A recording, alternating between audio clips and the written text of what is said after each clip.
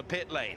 What an opportunity then for Luca Ghiotto, who the last time he won a sprint race in this machinery started from second on the grid. Alexander Albon was very quick indeed yesterday at the end of the race. He will be eyeing up an opportunity. He had a great time yesterday. Ollie Rowland, he's had a mixed weekend. 4 lights, 5 lights, and the Formula 2 sprint race is on in Bahrain with a good start there for the man who was in third on the grid, and he's straight past Alexander Albon into the lead. It was another poor getaway for Luca Ghiotto, but he's not prepared to relinquish the lead, and he's got the inside line. Jordan King trying to go right around the outside and up into third place. Has he got it? He's wheel to wheel with Leclerc. That will give an opportunity to Nato, but Ghiotto maintained the lead, and he absolutely had to if he wanted to be a factor. Ollie Rowland getting very racy indeed. Albon still trying to make an impression on the leader, and it's Ollie Rowland who is going to claim. Is it third or is it fourth? They're 3 wide coming out of turn number 4, and it's Leclerc in the end who prevails at contact, and off goes Norman Nato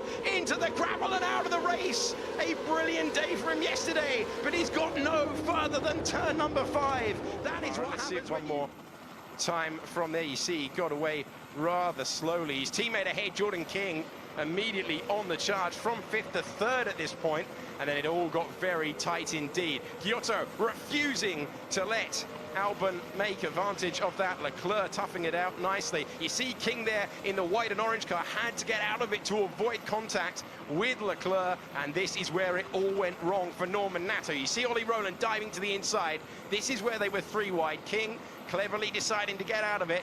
Is this going to be the contact? Right there. There you go. End plate of the front wing, and then you see the puncture caused, and then off the road and out of the race for Norman Nato. Really good start for Ghiotto. Look, Nato was on the outside, yes, bit touch just at the end of turn 4, and then he lost the control in the entry of the chicane. Really good Ghiotto at the start, that he was spraying too deep.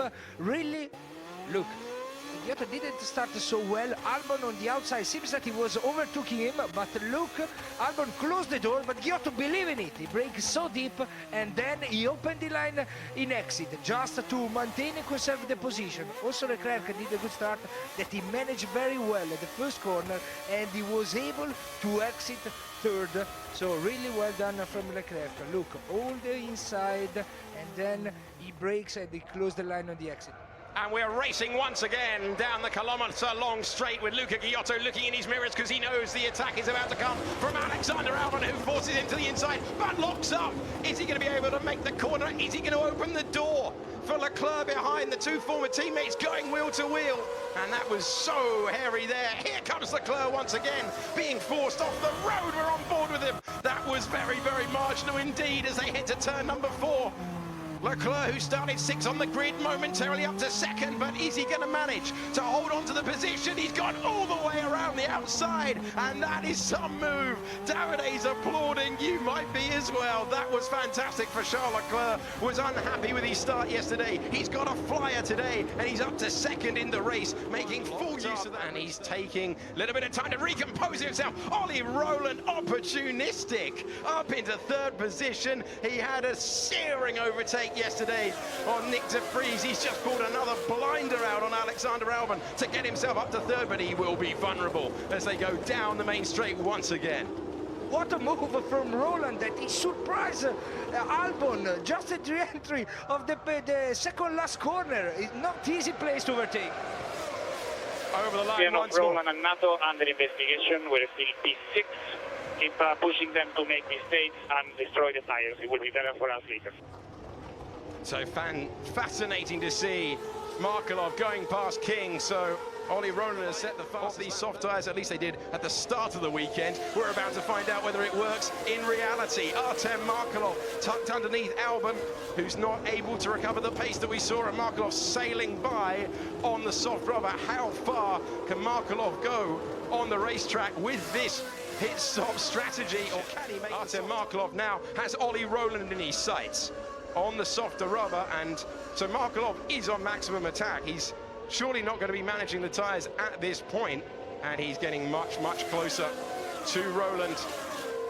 Well, we're seeing an alternate strategy yesterday. Remember, Russian time went 2 laps longer and then waited for 5 laps out of the pits on the softer rubber. The engineer constantly telling Markelov, wait, and then he dropped the hammer to such devastating effect.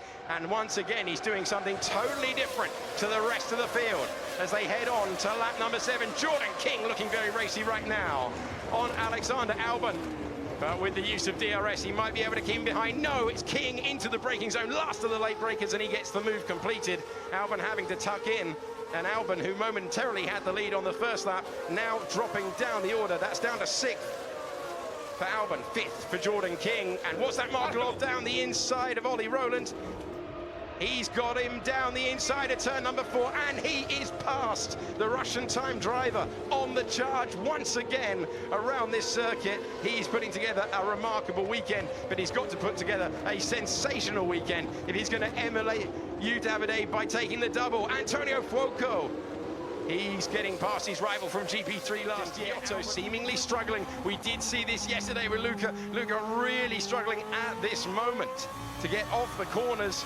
And Russian time have a man in the lead and a man in 3rd position going rapidly on an alternate strategy. But the fly in the ointment is Charles Leclerc, and he is surely, with the use of DRS, going to have a wonderful chance into turn 1. Yeah, he had a good exit. Leclerc had a good exit, opened the DRS. Now he will have the chance, maybe will be, oh, Ghiotto is going to cruise the line. He's gone super defensive super early on. He knows his lead, he's under threat, and straight through into the lead goes Charles Leclerc. He had the lead strategy. We're on board with Nick de Vries, the Rapax car, heading in to turn number 4. We've got Canamassas in front of us. And Canamassas running off the road. Is that going to get very tight when they rejoin? Nothing between them. Oh, how was the non-contact there? I don't know how they managed to avoid an accident, but somehow they did. De Vries is coming under threat now from his teammate, Johnny Cecotto. They are all battling at the moment over 9th place. De Vries trying it down the inside. Don't try it into turn 9. Oh, he knows better not to. He's going to try it into 10, though. Oh, he was circumspect, and then he was brilliant.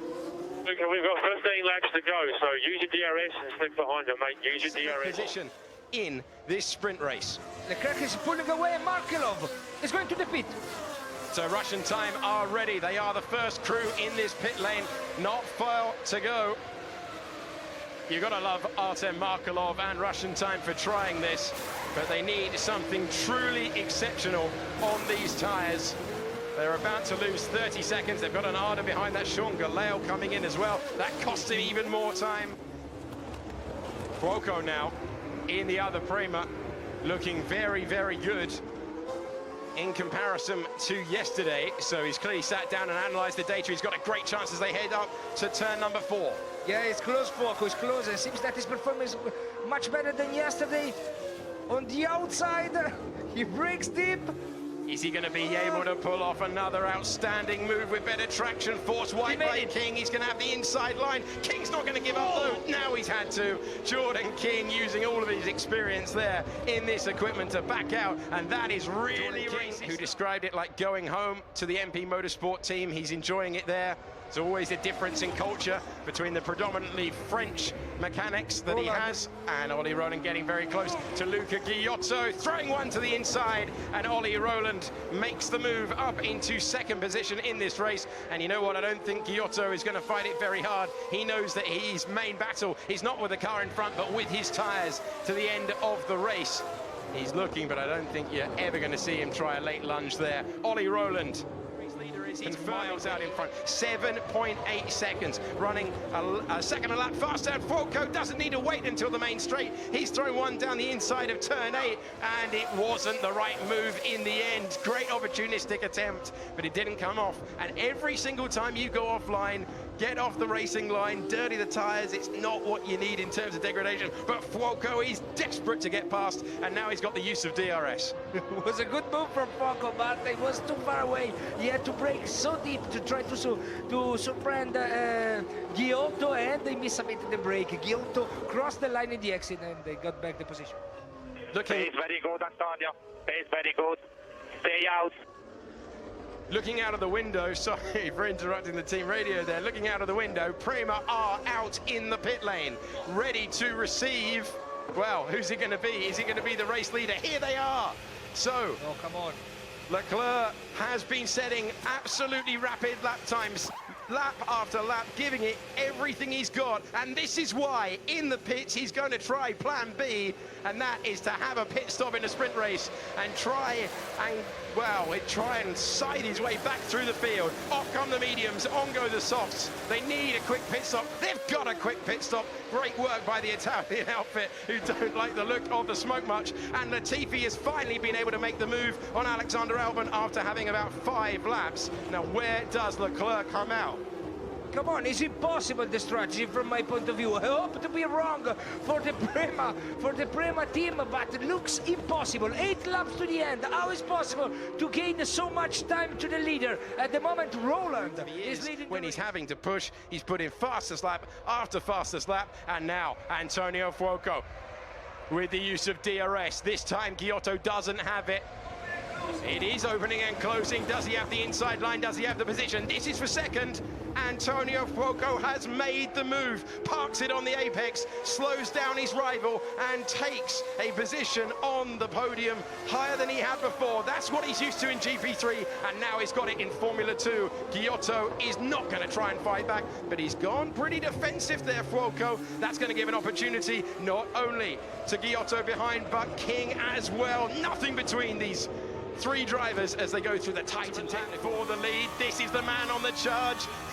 He's in another race compared to Louis Delatraz, who he makes light work of. Leclerc, almost PlayStation stuff as he went past the racing engineering there. Slightly difficult customer ahead in Sergio Canamassas, but surely Canamassas will be told on the radio there's no point in fighting the guy behind. Is he going to try into turn number 10?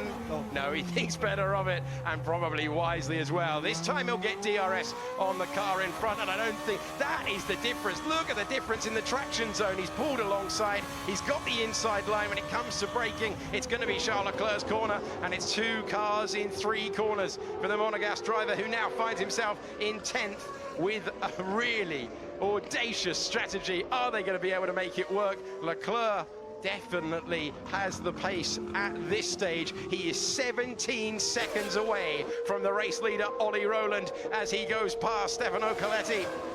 He's passed before the braking zone, and he's going to get DRS because the detection zone is there. The race from Leclerc that he's fighting with them now. Ghiotto, he come back on Fuoco. So Fuoco got past. Fuoco very leery off the corner as well. Could be getting worse for the Prema driver, who's driving heavily on his mirrors, and now he's driving King nearly off the road. King didn't want to find out what it was like to continue off the road there, and he tucks back in. Super robust defense from the Italian driver, but Ghiotto, after that period of tire management, are we seeing what we saw yesterday with Nato, where he hasn't got the degradation, he's just running to a preconceived plan, and that was a late braking move. Ghiotto returning the favour that he had slapped on him a few down the inside. Maybe he didn't risk it because he knew he didn't need to. With the use of DRS, he's tucked right underneath the Prema, and King is eyeing up 3rd place in the race. In fact, he's got it done well before the braking zone.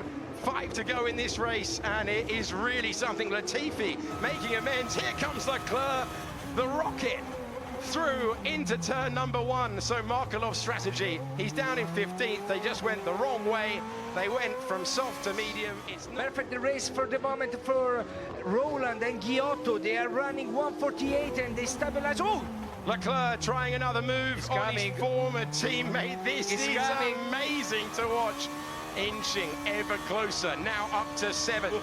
He's got himself into the points.